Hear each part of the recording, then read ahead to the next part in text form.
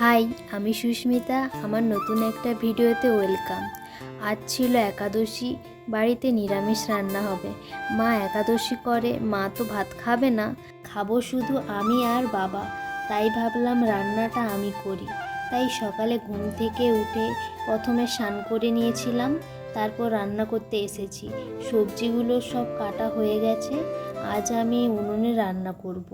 মা এখানে ডাল সেদ্ধ বসিয়ে দিয়েছিল, তারপর আমি একে একে রান্নাগুলো করে নিলাম। আমরা তো ভাত খাবো, আর মা ভাত খাবে না। এখানে নিয়েছিল আম, কাঁচকলা ভাজা, আর কি একটা সবজি বানিয়েছিল। ওদিকে আমার সব রান্নাও কমপ্লিট হয়ে গেছে, খেতে বসে পড়লাম। আজ আমি দুপুরে রান্না করেছিলাম লাউ ভাতে, কুঁদরি, গাজর, আলু একসাথে ভাজা, ভেন্ডির তরকারি আর ডাল। এই ছিল আজকে দুপুরের মেনু। আর হ্যাঁ, এখন তো আমের সিজন, তো লাস্ট পার্টে আম তো থাকবেই।